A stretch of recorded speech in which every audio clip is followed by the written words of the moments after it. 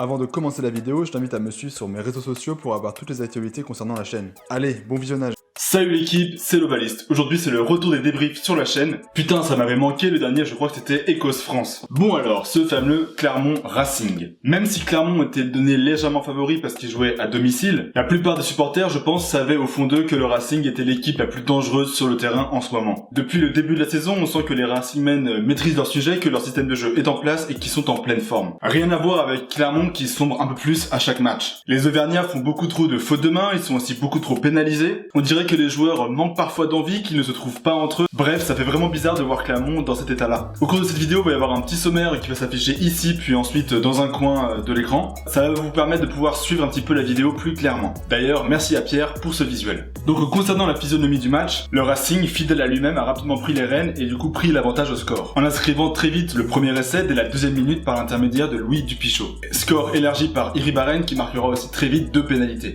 Ce qui fait que Clermont était mené 11 points à 0 dès la 10e minute du match. Et sur l'action de l'essai, on va remarquer le bon lancement de jeu, avec une touche bien captée, un maul conquérant, qui va fixer les avants clermontois pour permettre au ballon de rebondir rapidement sur l'extérieur. On remarquera aussi l'impressionnante prise de balle de Camille Chat, qui enfonce plusieurs défenseurs, ce qui met son équipe grandement dans l'avancée. Le ballon est ensuite donné à Russell, il y a alors une situation de 4 contre 3, et l'Écossais opte pour la sauter jusqu'à Zebo. La défense clermontoise est en retard, l'Irlandais porte le ballon pour fixer au maximum Matsushima, puis adresse une passe pour Dupichot qui inscrit en coin, un véritable départ canon. Clermont ne réagira qu'à la 22e minute, lorsque Falgou franchit la ligne après un ballon porté. Cet essai aura le mérite de réveiller un petit peu les Clermontois, qui parviennent petit à petit à remettre la main sur le ballon. Cependant, les Racingmen vont parvenir à couper cette belle envie par 2 fois. Une première fois avec un essai refusé à Alimov à cause d'un non-avant de Bernard Leroux, et puis une seconde fois suite à la géniale inspiration de François Trinduc qui tape un petit coup de pied par-dessus. Le rebond chanceux lui revient dans les mains, et il part donc inscrire le deuxième essai du Racing à seulement 2 minutes de la pause. Il y a franchement pas mieux pour miner un adversaire. Ce qui fait que le score à la mi-temps est assez lourd pour Clermont, 8 à 24. La seconde période s'ouvre un petit peu sur les mêmes standards. On y retrouve un Racing propre et plutôt conquérant, qui va réussir à mettre son adversaire sous pression, et un Clermont balbutiant qui enchaîne malheureusement les erreurs. Il y aura néanmoins un coup de mue après le remplacement de Parra par Bézi. L'ex-Toulousain a essayé de mettre du dynamisme, et on a senti qu'aux alentours de la 60e minute, Clermont s'est enfin décidé à mettre la marche avant et à occuper le terrain du Racing. La défense ciel et blanc va tenir bon pendant de longues minutes, avant de toutefois concéder un essai à Matsushima. Entre-temps, Machno passe une nouvelle pénalité pour redonner un petit peu d'air à son équipe, et du coup, même si Penaud inscrit un essai de 80 mètres en effaçant Russell et Bakatawa à seulement 5 minutes de la fin, cette réaction arrive donc trop tard car le match est déjà scellé et du coup le score est de 27 à 36 en faveur du Racing. Bon, maintenant qu'on a brièvement revu les temps forts de ce match, voyons comment le Racing a battu Clermont. Pour moi, en règle générale, c'est l'organisation offensive comme défensive du Racing qui a vraiment fait la différence. On sent que le Racing c'est quand même un groupe en place qui sait ce qu'il faut faire et quand il faut le faire. Les avants dominent les collisions, ils se déplacent facilement et se portent au soutien. Bref, c'est un pack très efficace. Derrière, Russell mène tout ça à la baguette et distribue les ballons de manière parfois un peu audacieuse mais globalement très propre. On n'a pas eu un Russell fantasque cette fois-ci,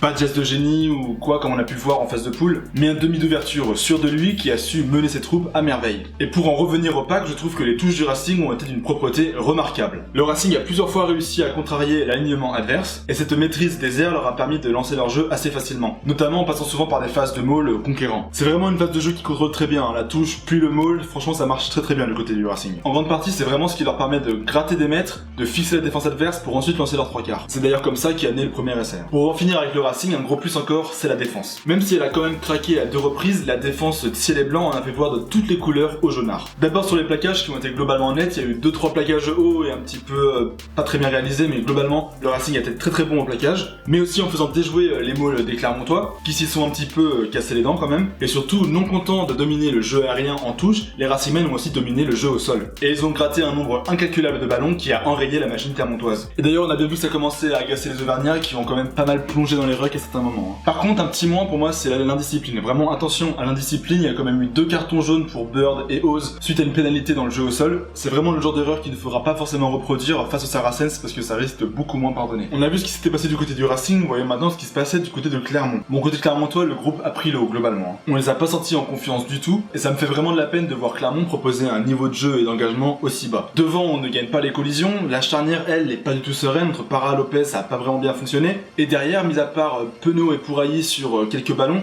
ça a été globalement assez mou, on va pas se mentir. Même si Fofana a eu quelques moments intéressants et que Matsushima a essayé de faire pas mal d'appui, franchement ça n'a pas marché. Au centre j'ai trouvé que Nakalevu a été transparent, l'homme invisible le mec. Je l'ai pas vu du match à part sur la bonne passe qu'il fait à Penaud sur ses beaux mouvements clermontois, sinon on l'a pas vu Nakalevu. Alors je montrais l'indiscipline du côté du Racing, c'était un petit problème du côté du Racing qu'il fallait régler pour la demi. Par contre l'indiscipline du côté de Clermont, c'est pas un problème, c'est un fléau. Et pour s'en rendre compte, il y a qu'à voir comment les points ont été marqués. Il y a eu que seulement 2 essais de chaque côté, donc Clermont aurait pu revenir dans le match, mais ils ont concédé 24 points en pénalité. C'est beaucoup trop. En mêlée fermée aussi, ils ont été clairement dominés, ils ont pris 2 cartons jaunes, donc là franchement il y a un problème du côté de la mêlée clermontoise. En plus c'est pas seulement à un certain poste, c'est à droite et à gauche qu'ils ont été pris. Leur fébrilité leur a aussi fait commettre de nombreuses fautes de main avec des passes hasardeuses et beaucoup dans l'avant, et qui plus est parfois sur des temps forts, donc ça a annihilé des opportunités. C'est impossible d'espérer bousculer les Racing avec autant de fautes. Je trouve aussi qu'il y a certains moments clés, il y a eu des mauvais choix qui ont été pris, notamment avec le Pourailly sur cette action-là. Là, il y a clairement un coup à jouer. Les Clermontois sont en surnombre face à des avants du Racing.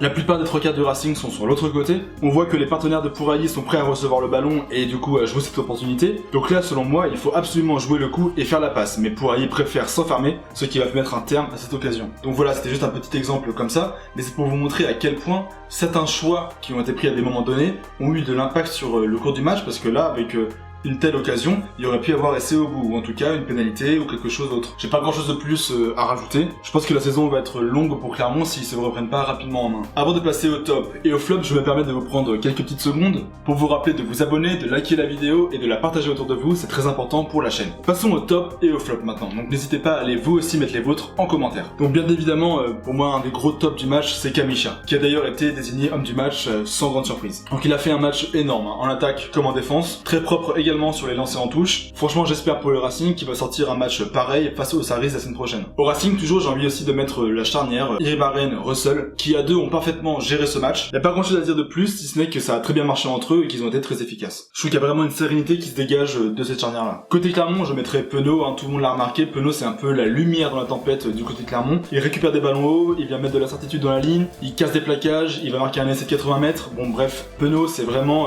l'arbre qui cache la forêt. Et sinon, j'ai envie de mettre aussi Bézi, parce que Bézi, quand il est rentré, il a quand même donné du peps, il a redonné un petit supplément d'âme à cette équipe-là. On a senti qu'il a voulu bouger les choses, mais c'était trop tard, le score était déjà trop avancé, et le Racing n'allait pas laisser échapper sa victoire aussi facilement. Donc voilà, c'est tout pour les tops, maintenant on va passer au flop. Je pense que ça risque d'en surprendre certains, mais je trouve que Vakatawa est un petit peu passé à côté de son match, même si bien évidemment c'est pas un ratage complet. Je trouve que Vakatawa a fait un match en demi-teinte. Il a certes été présent au grattage, je crois qu'il a gratté 2 ballons, ce qui est quand même très bien pour un trocard centre. Cependant j'ai trouvé fragile au plaquage, notamment sur l'essai de Penaud, et aussi j'ai trouvé assez peu tranchant en attaque. Donc bref, c'est un match qui a été loin de ce à quoi il nous avait habitués jusque-là, et j'espère qu'il va un petit peu élever son niveau de jeu face au Saracens. Et par contre là, côté Clermont, c'est un vrai peloton d'exécution. C'est incompréhensible lorsqu'on voit l'expérience de tous ces joueurs-là. Pareil, Lopez n'ont pas trouvé les solutions pour mettre l'équipe dans l'avancée, et j'ai trouvé Fritzli beaucoup moins impactant qu'à son habitude, alors que c'est censé être l'homme fort du pack clermontois. Je pense que pour le coup, Yato l'aura pas mal manqué sur ce match-là. Sinon, comme je l'ai déjà dit, Nakalevu a été transparent, et pour finir, je trouve que Matsushima, bien que remuant, a parfois trop voulu jouer perso. Plusieurs fois, il s'est fait coffrer dans des situations où il aurait mieux valu faire jouer ses partenaires, ce qui a mis son équipe en difficulté. Donc voilà pour mes tops et mes flops, dites-moi en commentaire ce que vous en pensez. Et maintenant j'ai un rapide mot pour la demi-finale que le Racing va donc disputer face au Saracens. Alors je pense que le Racing a ses chances, c'est clairement pas le favori mais il a ses chances. Il devra absolument éviter de trop se faire pénaliser parce qu'on l'a bien vu contre le Leinster. Les Saracens ont des artilleurs de talent avec Daly qui peut passer des pénalités à plus de 50 mètres,